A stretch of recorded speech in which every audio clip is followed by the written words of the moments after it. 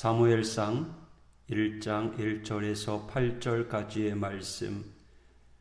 에브라임 산지 라마다임 소빔에 에브라임 사람 엘가나라 하는 사람이 있었으니 그는 여로함의 아들이요 엘리후의 손자요 도후의 증손이요 숲의 현손이더라. 그에게 두 아내가 있었으니 한 사람의 이름은 한나요 한 사람의 이름은 분인나라. 분인나에게는 자식이 있고 한나에게는 자식이 없었더라. 이 사람이 매년 자기 성읍에서 나와서 실로에 올라가서 만군의 여호와께 예배하며 제사를 드렸는데 엘리의 두 아들 홈니와 비느하스가 여호와의 제사장으로 거기에 있었더라. 엘가나가 제사를 드리는 날에는 제물의 분깃을 그의 아내 분인나와 그의 모든 자녀에게 주고 한나에게는 갑절을 주니 이는 그를 사랑함이라. 그러나 여호와께서 그에게 임신하지 못하게 하시니 여호와께서 그에게 임신하지 못하게 하심으로 그의 족수인 분인나가 그를 심히 격분하게 하여 괴롭게 하더라. 매년 한나가 여호와의 집에 올라갈 때마다 남편이 그같이 하매 분인나가 그를 격분시키므로 그가 울고 먹지 아니하니 그의 남편 엘가나가 그에게 이르되 한나여 어찌하여 울며 어찌하여 먹지 아니하며 어찌하여 그대의 마음이 슬프냐. 내가 그대에게 10 아들보다 낫지 아니하냐 하니라. 아멘. 오늘부터 사무엘상을 읽도록 하겠습니다. 이 사무엘상은 그 앞에 있는 사사기와 연결됩니다. 우리가 수요일마다 사사기서를 통독하고 있습니다. 사사시대는요, 더 이상 하나님을 왕으로 섬기지 않고 자기의 소견에 오른 대로 하는 시대, 즉 하나님을 찾지 아니하고 하나님의 말씀대로 행하지 않던 시대, 하나님 목전에 악을 행하던 시대에 오늘 임신 못하는 한 여인이 하나님을 간절히 부르며 기도하는 이야기로 사무엘서는 시작됩니다.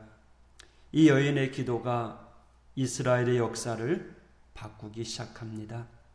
성경은 엘가나의 가문을 4대까지 언급하며 중요한 가문임을 알려줍니다. 이렇게 중요한 집안에 엘가나의 아내 한나의 불임으로 그 화려한 가문이 끊길 위험에 처해 있음을 성경은 알려주고 있는 거죠. 엘가나에게는 2명의 아내가 있었습니다. 한나와 분인나. 이미 2절을 통해서 본래 하나님께서 둘이 하나 되어 한 몸을 이루라라고 하는 하나님의 뜻에 벗어난 상황을 오늘 성경은 보여줍니다. 그러므로 이 엘가나의 가정은 두 사람이 한 몸을 이룸으로만 누릴 수 있는 평강을 가질 수 없는 곳이었습니다. 성경은 가끔 한 사람에게 2명의 아내가 있는 경우를 말해주고 있는데 이 경우요, 대부분이 그 가정의 샬롬, 평안을 말하기보다는 그 가정의 문제를 말하기 위하여 언급하는 경우가 있습니다. 이 2절의 내용만으로도 사사기에서 이어지는 이스라엘의 영적인 평강이 가로막혀 있음을 보여주고 있습니다. 가나안을 정복한 이후에 축복의 길로만 걸어갈 줄 알았던 이스라엘, 하지만 하나님과 세상을 함께 섬기기 시작하면서 축복에서 점점 멀어져 가게 됩니다. 평강이 사라지게 된 거죠. 하나님과 온전히 한 몸을 이루어야 될 이스라엘이 이방신들을 섬기면서 하나님으로부터 멀어지는 그 행동은 결국 한 남자가 2 여자를 한 집안에 들임으로 행복할 수 없는 상황처럼 하나님과 세상을 겸하여 섬길 수 없음을 오늘 성경은 우리들에게 보여주고 있는 겁니다. 이와 같은 사실, 우리가 하나님의 뜻을 떠나게 될 때 그곳에서 평강을 얻을 수 없다는 것을 보여주고 있는 거죠. 이처럼 사사기에서 이어지는 이 사무엘서는 영적인 혼돈, 또 신앙의 배교로 인해서 점점 몰락해가는 이스라엘에 하나님께서 어떻게 새로운 소망의 불씨를 지펴주는지, 또 하나님께서 이스라엘을 통해서 어떻게 부흥을 계획하고 계신지를 그 해답을 보여주고 있는 성경이 사무엘서라고 볼 수 있습니다. 어디에서 희망을 찾을까요?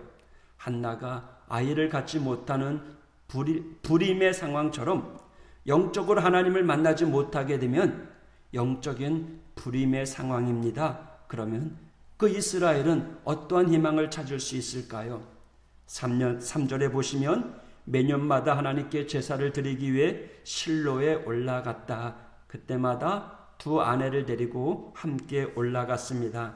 하지만 두 아내의 가정 불화로 인해서 거룩하고 또 평강이 넘쳐야 될 제사 기간에 이 가정은 오히려 앙숙이었던 두 부인의 다툼으로 고통을 당하고 있는 거죠. 5절에 그러나 여호와께서 그에게 임신하게 하지 못하나니 하시니 6절 여호와께서 그에게 임신하지 못하게 하심으로 그의 적수인 분인나가 그를 심히 격분하게 하여 괴롭게 하더라. 7절 매년 한나가 여호와의 집에 올라갈 때마다 남편이 그같이 하매 분인나가 그를 격분시키므로 그가 울고 먹지 아니하니.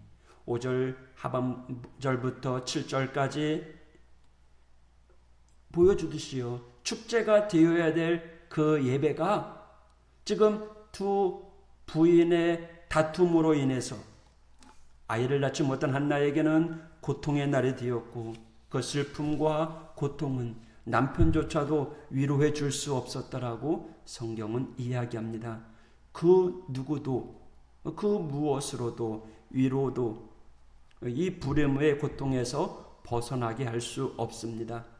한나의 불임이 주는 그 고통을 걷어가실 수 있는 분은 생명의 탄생뿐입니다. 분인나의 조롱보다 자식 없음 그 자체가 더 큰 고통이었습니다. 남편의 위로도요, 자식 없음에 대한 해결책이 되지 못했던 겁니다. 한나의 불임을 누가 막으셨다고요? 하나님께서 막으셨어요. 오직 그 태를 막으시고 이제 그 태를 열어주실 분은 하나님 한 분밖에 없는 겁니다. 오늘 말씀을 통해 한나처럼 우리 앞에 막힌 것으로 인해 힘들어하거나 괴로워하는 일들이 있습니까? 그 어느 것으로도 해결되지 아니하고 위로되지 않는 일이 있습니까? 하나님께 그 일을 열어달라고 기도하시기 바랍니다. 하나님께서 하나님의 때에 반드시 열어주시고 해결해 주실 줄 믿습니다. 우리는 사방이 막힌 그 상황 속에서도 언제나 고개를 들어 하늘을 볼 수 있는 하나님의 백성들임을 기억하시기 바랍니다. 언제나 우리를 눈동자처럼 지켜보시는 그 하나님께서 우리의 기도에 응답해 주실 줄 믿습니다. 막으시는 분도 하나님, 또 열어주실 분도 하나님이십니다. 우리에게 필요한 것은 하나님을 신뢰함으로 그때를 기다리는 믿음인 줄 믿습니다. 여러분, 포기하지 마시고 끝까지 믿음을 가지고 하나님께 간구하시기 바랍니다. 기도하시기 바랍니다. 주권자 되시는 그 하나님을 더 의지하고 믿고 따라가시기 바랍니다. 오늘 이 하루도 주 안에서 주님과 함께 동행하는 승리의 하루가 되길 원합니다. 어떤 상황 속에서도 흔들리지 아니하고 하나님께 맡기는 삶이 되시기를 축복합니다. 기도하겠습니다. 하나님 아버지 감사합니다. 한나가 그렇게 기도했건만 하나님께서 막으셨다는 사실. 그러나 우리는 이미 성경을 알고 있습니다. 한나를 통해 하나님께서 새 생명을 주시고 이스라엘을 구원하는 지도자로 삼으신다는 이야기가 사무엘서에 기록되어 있다는 사실. 주님, 오늘 우리의 삶 가운데 내게 어떤 문제가 온다고 할지라도 하나님께 맡기고 하나님을 의지하며 살아가는 우리 믿음의 성도가 되게 하여 주옵소서. 결코 포기하지 아니하고 하나님의 때를 기다리며 더 열심히 사명 감당하는 우리 믿음의 성도들 될 수 있도록 하나님 함께하여 주옵소서. 오늘도 주님 주 안에서 승리케 하여 주시옵소서. 예수님 이름으로 간구하며 기도하였습니다.